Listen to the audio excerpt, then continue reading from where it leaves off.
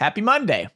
I propose that we start calling game consoles by their actual names, like the Nintendods, Nintendowie, Zuboxone, Gooba, Pesp.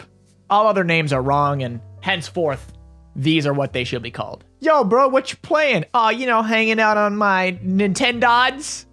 Sick, I brought my Pesp. Sick. On today's lovely show, I would love to speak about my Twitter break and what it has done for me. Who's texting? As you may know, I'm now on a 3-month or so Twitter break that's increasingly looking like an indefinite break. Initially, I just wanted to kind of test the waters of being away from Twitter. I've just found it's such a toxic environment. And I'm by no means part of that group that's all social media bad, it's new things bad, smartphones bad, not the boomer logic. No, I think a lot of good has come from social media in many ways, but it's a matter of recognizing where the negatives come in per person, per platform. For instance, I have a swell time on Instagram, just dandy. Some people don't like how Instagram, it's the best of everyone, right? That's kind of the idea for the most part. It's, you see these impossible standards and impossible goals and people traveling and having fun and all of that, just beautiful people. Versus Twitter, where everyone's the worst. Everyone is angry. I see so much unfiltered hatred on Twitter, and not to mention their news feed. They kind of feed you on the side. I forget when they even introduced that, but it was it's so curated to be just awful. Stuff I just don't care about. I wish I never even heard about, but also just sad. It's angry. It's like watching actual real mainstream TV news, right? It's just upsetting. Why are we putting this on at dinner? It is sad. It's always sad. No one wants to report on happy things. People want to report on sad things. People want to stir up that anger. There are entire political systems built on maintaining anger and fear and hatred so they get more votes. Once I recognized that I was just signing on every day a lot, more than anything. Twitter for literally a decade, right? It's weird to think that. I mean, when did Twitter come out? It has been around 10 years, right? God, that's weird to say. Twitter came out, how do I even Google this? I guess Twitter Wiki I could do. 2006, okay, yeah, so there you go. Social media as we know it is essentially a decade old at this point. YouTube and Twitter and Facebook, it's all around that, 2007 range. A great year for games. Also the year that, I guess, social media started becoming more of a thing. You need to identify those negatives and get out. What are the, weigh those. What are the positives and negatives? Because for me, it's never something I cared about before, right? I just wanted to use everything just because, right? No reason not to. Increasingly, I'm aware of the notion that these negative side effects that come with these things that, again, will affect everyone differently, so don't take what I'm saying as law or anything. But for me, a platform like Twitter, because it is so unfiltered and so anonymous, I feel like I'm always have to be on, right? I'm always available. And that's something I've noticed more and more content creative friends of mine are starting to notice, is that they feel like they are always available. You can always contact them. You can always tag them, kind of thing, right? And that's, if you've never experienced that might sound amazing, right? It might the notion of celebrity, right? You want to be known by people. You want to be admired by people. You want to have people tweeting about you and stuff. But it kind of sucks. It sucks versus, being able to, this is an extreme example, of course, but I could not imagine being, say a Michael Jackson, right? Where there's that video you can see of him going to a grocery store, but it was all fake, right? It was all set up. The people working in the grocery store were his friends. He just wanted to experience what it was like to go to a grocery store, right? And there's obviously a gradient there, but I could never imagine essentially never going out into public because people are always watching you, right? People always have their phones out, right? Again, I think it was even better when you didn't have camera phones all the time because you would just be that much more anonymous. But people, nobody's perfect. Everyone makes mistakes. Everyone says things they regret. That notion that people are, if you're like a celebrity being like, oh, you're just ready to be caught on camera, right? Doing everything you do. And it's, I can't imagine, like, that sounds like hell. That sounds like absolute hell. You could never really be yourself, right? You always have to maintain some kind of persona. And that is in an ever-changing landscape, too, as we're seeing more and more with, even just look at, like, the whole Dr. Seuss thing, just what, was more acceptable, socially, culturally acceptable at the time becomes a lot more blatantly racist, and maybe kind of always was, but people only wake up to it now. And it's just, I think of like Jenna Marbles, who just left everything, just couldn't take it. I always think of stuff like that, and I just couldn't imagine being that level of famous, and to kind of pull it back down to reality, even just being able to be unfiltered, tweeted at, just, it's essentially like texting me, right? And like, I would tell people, I'm like, hey, if you want to get a hold of me, reach me on Twitter, because that's what I'm just like always checking.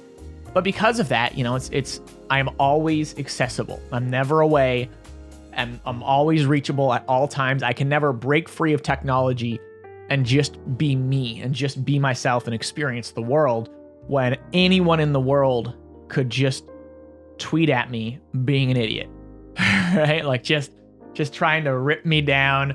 And that gets frustrating. That gets hard being so accessible. And I find on Instagram, I do have more moderation there. People tend to forget that, like, these are platforms owned by companies, and then and a microcosm of that, platforms owned by creators, right? In case of Instagram, I'm able to block people from my page. I can shadow ban them very easily, so no one can even see what they say. If someone's being rude to me or just being a general idiot, I can shadow ban them, and they're just yelling into the void. YouTube does the same thing, and it's pretty great, right? That they just don't know that they're yelling into the void, and no one can ever see the vitriol they're seeing. They're saying, I can't see it. Twitter's not like that. Twitter is a lot more open and accessible in that manner, that you can just, I can't control what people reply to me. And you see this with some people who just like, who have haters, essentially, that, a first reply could be a really mean-spirited comment, and everyone would see that. And that's a really crappy place to be in, because it doesn't model anything else in the real world. Nowhere else in the real world do things work that way. It doesn't work like that, right? Like, people are generally more empathetic, more friendly, more kind, maybe even more reserved in real life. But on Twitter, especially with anonymity, they're just idiots, just over and over. And I found that now, 3 months away from Twitter, it certainly has felt like a huge weight has been lifted off me. I don't feel as accessible anymore. And a big struggle for me, weighing the pros and cons, was that it's still kind of my business. And I have a decent following on Twitter, like 38K, 30K, something like that. And by right now I have my account locked down and I don't check it. And that's, kind of throwing away an entire potential revenue stream. It's an avenue for my business as a creator. But, I take solace in that, for instance, there are full-on like celebrities that definitely don't use Twitter or have someone manage it for them. I'm thinking about options there, honestly. Like, and I'm increasingly happy with how my Instagram's performing, how it's doing. I'm on a very steady growth. I recently passed 10K followers, and I mentioned that last time, that like I'm so excited about that. I love the comments on there. I love the community I'm building. I love when people use my filter and tag me in their stories. It's, I'm posting every day. I've been keeping it up now for a good long while, and I'm very proud of myself for doing that, and posting some neat, unique stuff. And if that continued growing, I would even consider making that primary over YouTube, over everything else, and just create cool Instagram content. Because there's something I really like about the current state of that platform that I want to keep harnessing, and I think I'm going to, and it's a direction I like seeing myself go. So, yeah, in summary, I don't like a lot of aspects of Twitter. I don't know when or if I will come back. I've thought about deleting my account, but I don't know. It's kind of weird to delete that many followers. Be a strange move, but we'll see. But nonetheless, Instagram is my holdout. Been enjoying creating these weekly videos. I love that. Had a chat with my friend recently who said, yeah, he's like, I wanted to reach out because I love watching your videos. I've been really enjoying them, putting them on the side. And again, it's just, I'm hearing that more and more from people that they're really enjoying these videos. And so, it's what pushes me to keep doing them, man. Like, it's so cool seeing I have such a variety of different friends that may or may not even be into gaming or the things I'm talking about, but are enjoying watching these. So I am still having a great time making them, still loving the feedback. It's going to keep going. Yeah, social media. Analyze it. Analyze yourself. Analyze how it makes you feel. Now someone's calling me. Analyze what is working for you. Try taking breaks from all of these social medias. Try potentially cutting some out altogether. I don't think I've experienced the social media addiction that I know some people experience. You can probably look at it outside in and see it that way, but I like to lean on the notion that it has been my job and it's all been seemingly mostly beneficial. But as I started to recognize the parts of it that were not beneficial and were actively hurting my mental health, I got out. So think about it. Maybe give it a shot yourself, but just be self-aware, be conscious of these things. It'll help in the long run. Your mental health is the most important thing in the world. Last week, I asked you guys to submit your setups, and I'm very curious to see what these are like. All right, Grunt, this is fantastic. You're clearly a Doom and Halo fan. So were you happy about the Bethesda acquisition? Because, dude, you gotta look at all these posters, man. This is fantastic. The Doom bedspread thing going on there, man. Place is decked out. Good stuff. Mocha Sakalaka submitting again. Dude, appreciate you, man. You've been submitting to all of these, which is awesome. Oh yeah, you got a Charizard for your Switch dock. That's sweet. Yeah, cozy setup. I like it. And you got the little shelving unit on the side there. Yeah. White boy with it. That's very clean. Look at the very clean setup. I like that. I miss having an L desk. L desks are friggin' awesome. I could make that work in here. Huh. In university, I had an L desk, and it was just it was great. Rage Helios' anime gaming model building setup. Big as a Gundam fan in there. Yeah, I know Papa Tran loves his Gundams. Never something that clicked with me, but people friggin' love those Gundams, eh? Weekly Friday Halo Night setup. Yeah, good stuff. How does that smell? How do your Weekly Friday Halo Night smell? Tell me about that. You got a CPU-less PC build. Ooh, scavenged an old GT 1030 to get it to post. Hell yeah. Connor says chaos gives it character. Oh, I'm gonna show you guys exactly what my desk looks like right now without. I'm not gonna do any cleaning, so you're gonna see exactly how I normally live. I'm not gonna hide it. So I feel that. Oh, we got a whole story here too.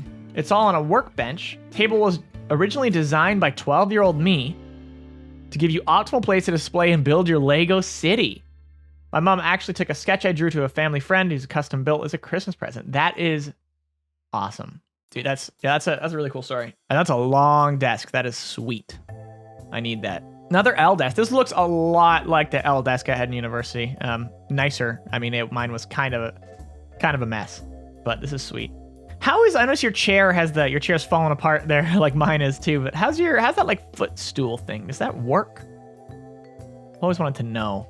First ever computer, and he blew his life savings on it. Says the small monitor was supposed to be vertical, but the people lied. It needs a wall mount to turn it. Oh no. And you've got, dude, that helmet. Woo, that's sick. Green. I'm a big fan of that helmet. I want that in my life. And then, oh my God, is that a Flood helmet? Halo 4 Flood? Wild. Murdoch, I love Murdoch's Murdoch controller. This is cool. I've always been a big fan of the, like, I call this like the office style, right? Where it's you're looking towards the door. People can come in and be like, hello, welcome to my office. And there's like some privacy there. It's like, whether or not you're looking at bad things on the internet, there's something nice about, like, it's like your private space, right? It's like, I don't want people watching over my shoulder when I'm on my phone or when I'm on my computer. That, like, if you're like this, you could be looking at anything. You can look at the raunchiest. Someone can come in. Stupid. That's great. Oh, and you got like hell yeah, dude. Thank you guys, as always, for submitting. Next week, I would like to see your favorite gaming clothing, whether that's a hoodie, a t-shirt.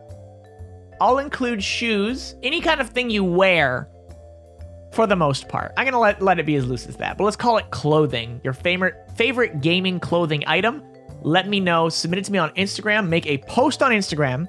Use hashtag Happy Monday Clothing and at Greenskull. Tag me as well, and I'll check them out. And then next week we'll go through and see what you submitted. Oh, I forgot to show you my workspace. This is my workspace. This is just a photo of it here.